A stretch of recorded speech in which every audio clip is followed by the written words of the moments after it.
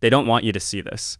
And I don't mean that in a dramatic conspiracy theory kind of way. I mean it literally. There are billion-dollar companies that have spent years, and I'm talking over $1 billion since the year 2000, making sure that a specific piece of information never reaches the average person sitting at home, opening their electricity bill, and wondering why the number keeps going up every single month. And that information is this: leaving the power grid is harder than you think. Not because the technology doesn't exist, not because it's impossible, but because there are people who get paid very, very well to make sure it stays that way. This video is about what actually happens when someone tries to go off-grid in America, not the YouTube version where someone builds a cabin in the woods and lives happily ever after. The real version, the legal version. The version where you find out that in some states, disconnecting your house from the electric company isn't just difficult, it's actually against the law. Stick around, because by the end of this, you're going to understand something about your electricity bill that most people never figure out. And once you see it, you can't unsee it. Let's start with something most people don't know. When you think about going off-grid, what do you picture? Solar panels on the roof,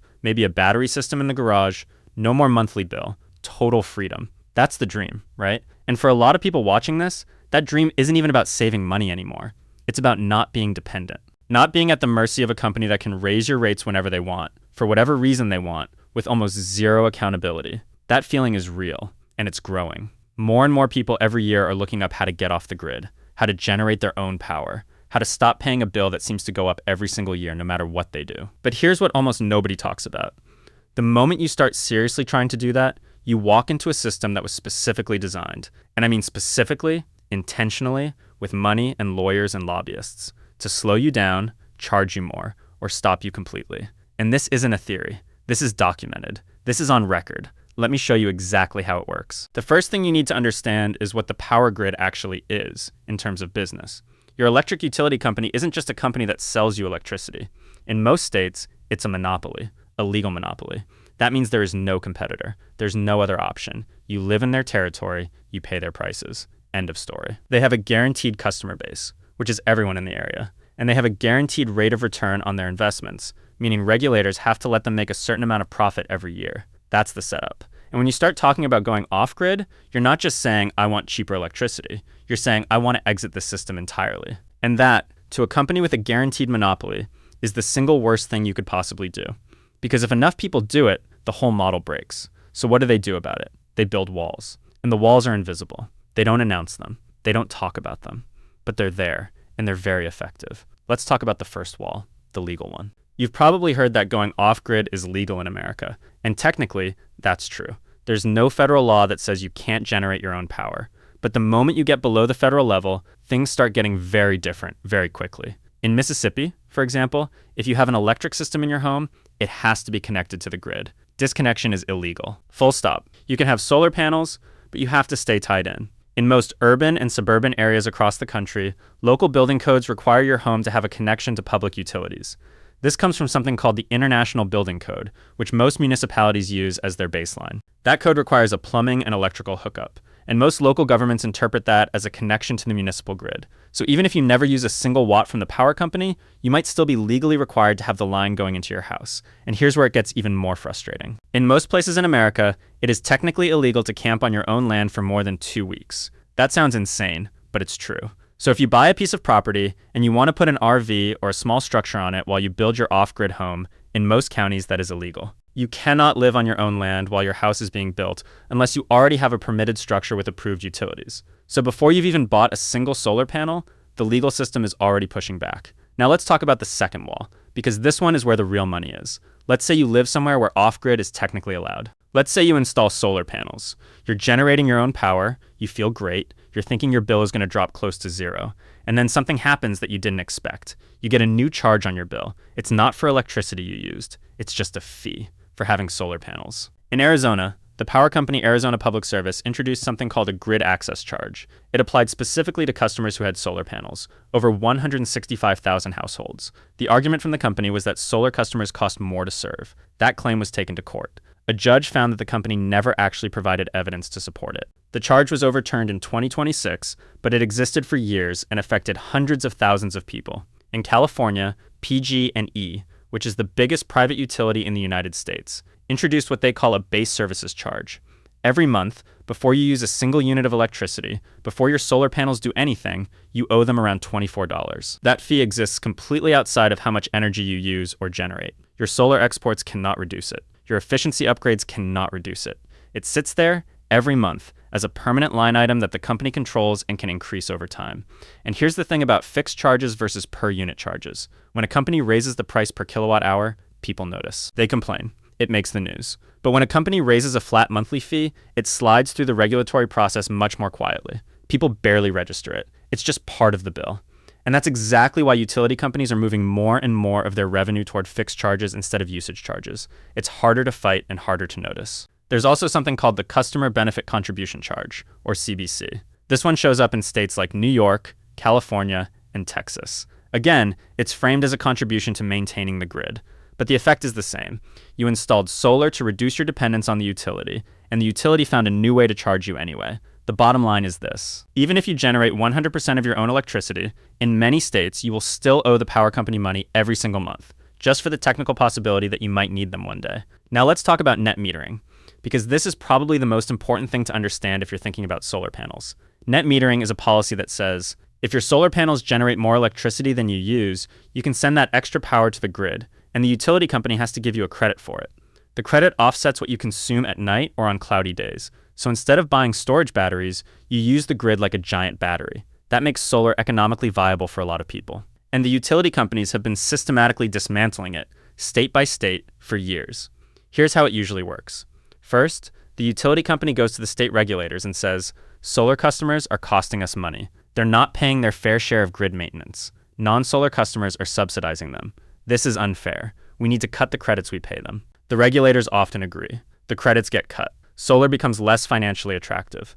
Installations drop. The utility wins. In California, when the new net metering rules, known as NM 3.0, took effect in 2023, the credit solar customers received for power they sent to the grid dropped by about 75% on average. What used to pay around 30 cents per kilowatt hour dropped to around 5 cents.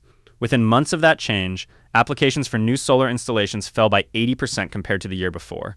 The California solar industry lost around 17,000 jobs. Major companies that had been installing solar for years shut down their residential divisions entirely. And here's the part that makes this especially enraging.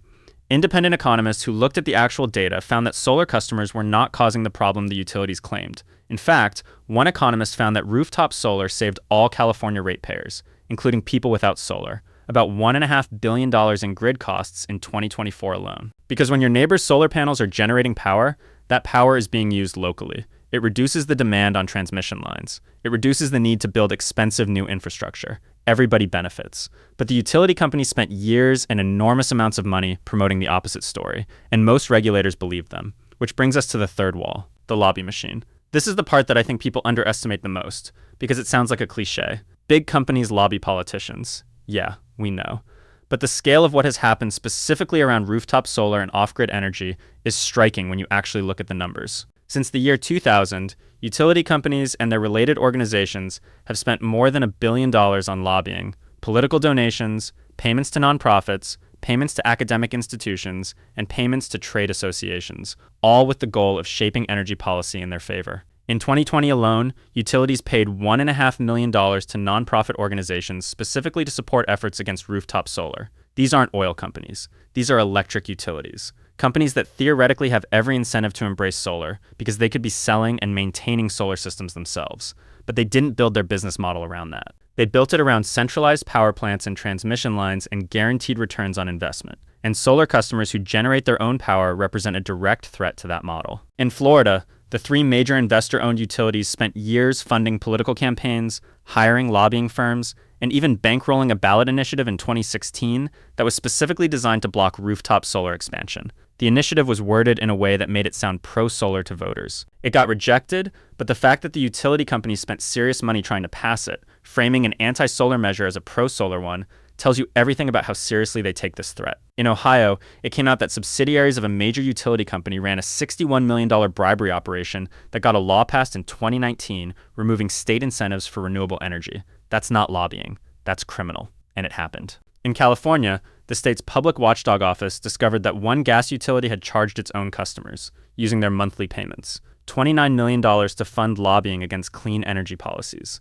meaning customers were unknowingly paying for the campaign to make their own energy options worse. So let's put this all together, because I want you to see the full picture. When you try to go off-grid or significantly reduce your electricity bill through solar, here's what you are actually up against. There are local building codes in many cities and towns that legally require you to stay connected. There are states where full disconnection is flat out illegal. If you do manage to install solar, many utility companies will add new fees to your bill specifically because you have solar. They will also reduce the credits they pay you for the energy you send back to the grid, making your investment take much longer to pay off. And behind all of this, there is a coordinated billion-dollar effort by the utility industry to shape the laws, the regulations, and even public opinion to keep things exactly the way they are. And the wildest part of this entire thing is that the main argument utilities use, that solar customers aren't paying their fair share, that they're a burden on the system, has been looked at carefully by multiple independent researchers and found to be essentially false. Solar customers actually reduce the load on the grid. They reduce the need for expensive infrastructure. They save money for everyone. But the utilities keep saying it, and a lot of regulators keep believing it, because the utilities are in those meetings with lobbyists and lawyers and paid consultants, and the average homeowner with solar panels is not. Now, I'm not telling you any of this to make you feel hopeless. I'm telling you this because understanding how a system works is the first step to navigating it effectively. The truth is, in the right location, with the right setup, reducing your dependence on the grid is absolutely still possible and often still makes financial sense, even with all these barriers in place. Battery storage has gotten significantly cheaper. Some states still have strong net metering protections. Some rural counties have very few restrictions and are actually great places for full off-grid living.